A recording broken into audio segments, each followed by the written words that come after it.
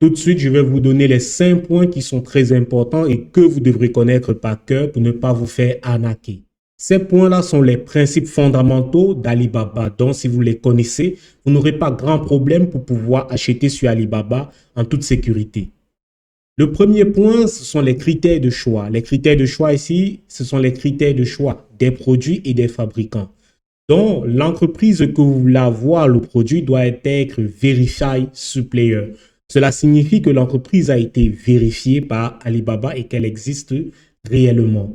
Donc, le produit, lorsque vous regarderez le produit, vous verrez automatiquement Verified Supplier ou bien le fabricant, vous devrez avoir Verified Supplier.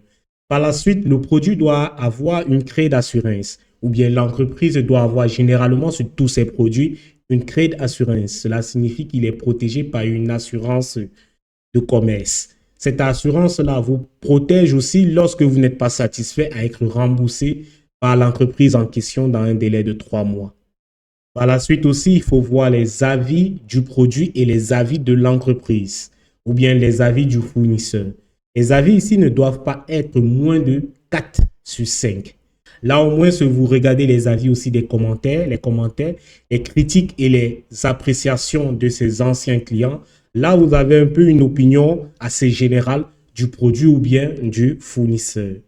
Par la suite aussi, regardez le nombre d'années que l'entreprise a mis sur Alibaba. Le nombre d'années ne doit pas être moins de 3 ans, minimum 3 ans et plus. Donc, vous devrez prendre une entreprise qui a minimum 3 ans d'existence. Et aussi, pour savoir si l'entreprise est assez importante, allez regarder le nombre de personnel.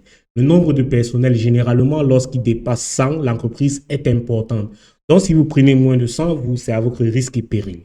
Là, au moins, vous avez une sécurité. Et ensuite, maintenant, vous pouvez voir les autres critères comme le pays, etc. Ça, c'était les critères de choix qui sont très importants, qui représentaient le premier point. Le deuxième point, payez toujours sur Alibaba. Donc, vous pouvez payer par banque contact, vous pouvez payer par virement, vous pouvez payer par PayPal et d'autres formes de paiement qui vont venir dans votre pays. Donc, lorsque vous payez dans Alibaba, assurez-vous toujours de payer selon la monnaie qui est une monnaie internationale. De toute manière, Alibaba va vous proposer soit le dollar ou l'euro pour effectuer vos achats. Et ensuite, maintenant, gardez toujours la traçabilité de vos communications sur Alibaba. Donc, si le fournisseur vous dit que je voudrais qu'on communique sur WhatsApp ou bien je voulais qu'on communique sur Messenger ou par Gmail, refusez parce que là, vous ne pourrez pas vous plaindre. Vous n'aurez pas de preuves assez palpables que vous avez communiqué avec le fournisseur parce que vous pouvez déposer une plainte sur Alibaba à propos du fournisseur.